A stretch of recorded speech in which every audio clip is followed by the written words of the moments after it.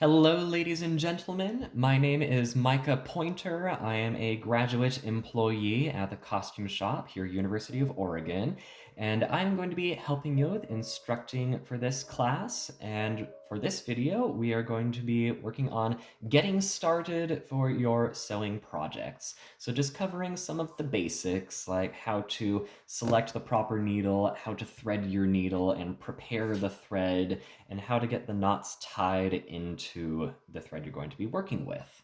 So, to begin with, in your kits, you should have this is much more than what you have. This is some of my personal collection of needles that I've thrown in there. But you should have a label that is filled with several straight pins and a small and large eye sewing needle.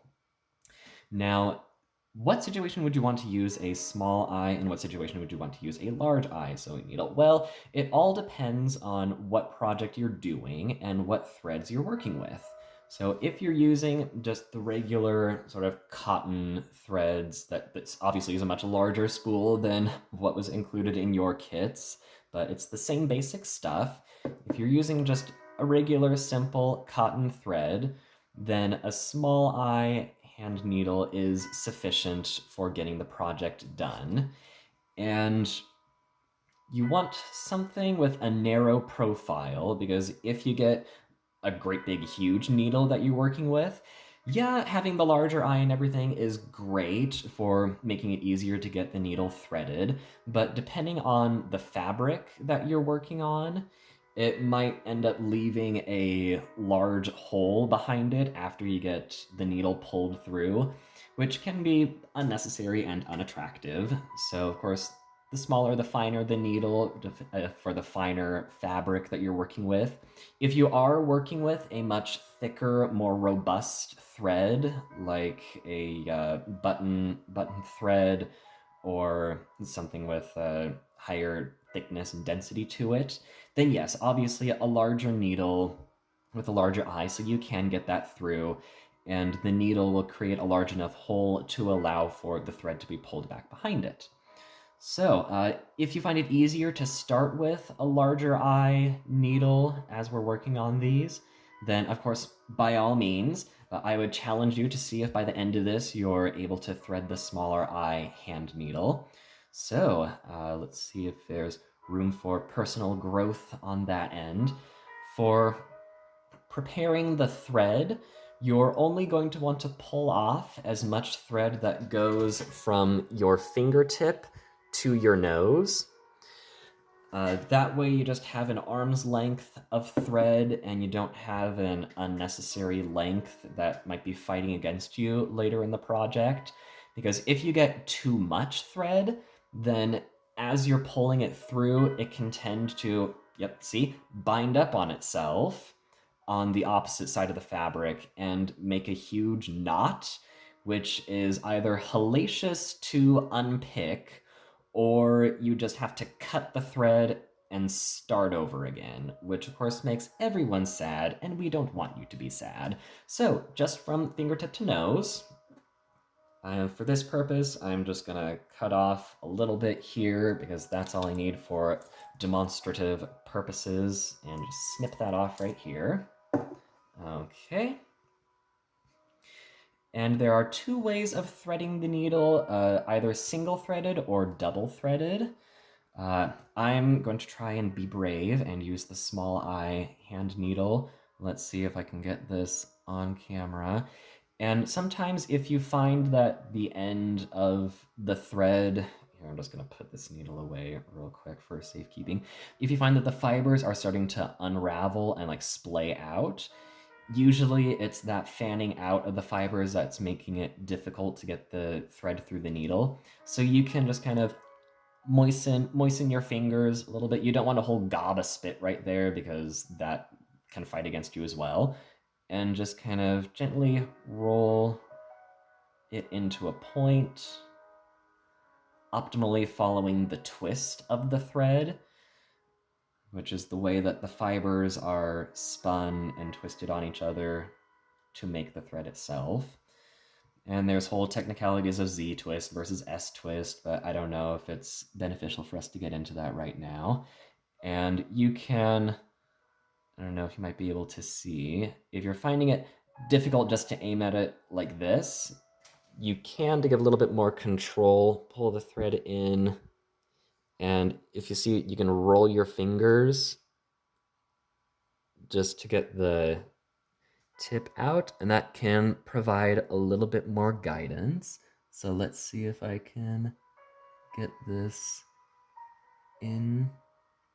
Okay. Okay. Hey, look at that. First try. All right. Sometimes it may happen that a few of the fibers get through the eye and a few of the fibers don't. If that happens, refrain from pulling the fibers that did get through, hoping that the ones that didn't would just get pulled in along with them. What often happens is that by pulling the fibers that did get through, it just strips off all of the ones that did not get through, which of course is very sad and upsetting. The way we have it right here is for, whoops, just pull it right out on myself, is for single threading. And this is good for most simple, basic hand stitches. You would put your knot right down here at this end, and for doubling, let me see, having it double threaded, you would just take this little bit, a couple of inches, the tail, so to speak, and pull it all the way down so that it's even with, whoops, I said even. Both ends are even with each other. And you would tie both ends together like so. And what's great about that is now you have two threads that you're sewing with instead of one, which gives it a whole lot of extra strength, which is great for when you're doing closures like buttons, snaps, hook and eyes, and everything like that. So that way, as there's tension being put on those places, it has that extra reinforcement behind it. However, what makes it kind of annoying, depending on what sort of thread you're using and what sort of project you're doing, is that now you have doubled the amount of thread that the needle has to pull through the project. So you might find that it's going along great, getting the needle through, and then you reach the eye, and it's just not wanting to pull through the fabric because now it has two threads it needs to pull through instead of one. Optimally, for just the regular cotton threads like this, that shouldn't be an issue, but for some of the thicker, heavy-duty threads, if you're finding that there's obstruction to it, then you can just take a pair of needle nose pliers and sort of pull that out to get a little bit extra leverage to get the eye of the needle through, and the rest should follow right thereafter. But we did not include heavy-duty thread along with your kits, so just double threading for all the closure portions of your projects will be sufficient. However, to give added strength and ease of sewing to your threads, what we have also included is a few lumps of beeswax. And for working with those, actually I got a little bit ahead of myself. I will have to unthread my needle. Oh gosh, what have I done? Because what you would do is you would wax the thread. And how you would do that is just by taking the lump of wax in your finger, laying the thread on top of the wax, and pressing your thumb down on top of it to draw the thread through. And what that does is it collects a layer of wax on the thread so that when you take it over to an iron, you would need a paper towel or something for this because you are going to melt the wax into the fibers, and you don't want the wax getting on your iron, making everything gross and yucky for whatever comes its way afterwards. You would just sandwich your thread into the paper towel, lay the iron on top, and pull right straight through gently so that it melts the wax. into the thread. And by doing that, it binds all of the loose fibers together so that hopefully they won't splay out on you as we had seen done when I was threading the needle. And it just gives it that extra strength, extra smoothness, so that it kind of glides through a lot more when you're pulling the thread through your project. And the reason why we melt it in is that so it can permeate all the way through the thread rather than just being on the outside. And in drying it through, if there's like little chunky, crusty bits of wax that get pulled off with it, little nuggets like that, that can be an obstruction to the project. So that just smooths everything out, makes it nice and easy to work with. So, once again, I'm gonna have to rethread my needle. Oh boy, here we go again. Let's see if I can do this a second time.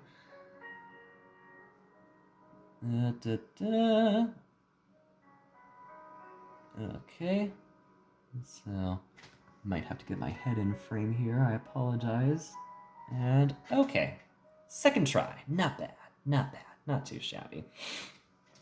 For actually putting the knot in your thread, I've seen several different kind of like tricks and ways to do it. Like some people just take it, wrap it around their finger, and by rolling it off, they tighten it into a perfect, beautiful knot.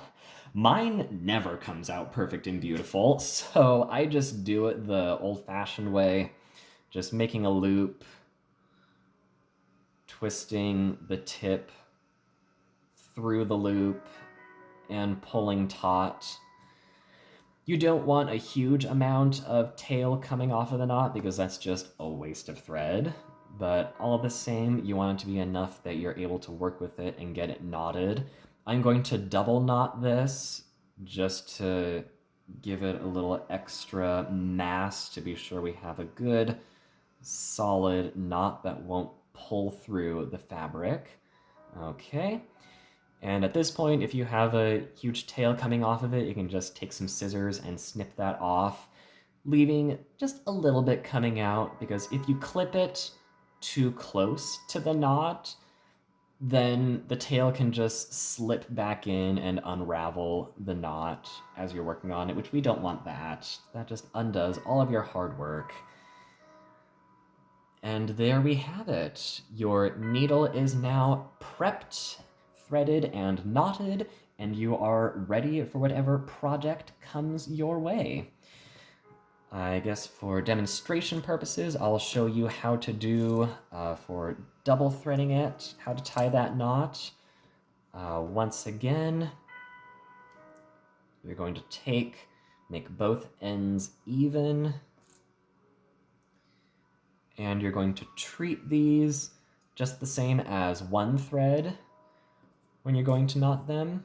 You also want to make sure that they're not going to twist up on you, so just coaxing out any twists that might come your way, because that makes it easier on down the line when you're doing this project. So just like we did before with single thread, you're going to loop it back on itself, making sure that this time both ends get through the loop. Excuse me. Okay, both ends get through both loops and pull it tight. Okay, cool. Yep, and instantly, because it's two threads that are making this knot, it's a little larger than the knot that you had made just with the single thread. So you can do it just like this. You can put a second knot in if you feel that you need a little bit more body to keep it in place. But either way, that's how you do that. I'm just gonna clip down those tails a little bit, just a smidgen, because I can and I want to, and it looks pretty having nice even tails, even though optimally you would never see the knot of your project in whatever you're sewing. So that is preparing your needle for double threading, again for closures and if you want a little extra strength in whatever project you're doing. Mostly it'll be single threading for some of the hand stitching and straight stitching that we're going to be doing, and double threading for the closures. But either way, if you have any questions about what we just did, if you need clarification on anything, my email is on the University of Oregon website under graduate students. Feel free to reach out if you find that you need help with something. I guess my office hours are by appointment.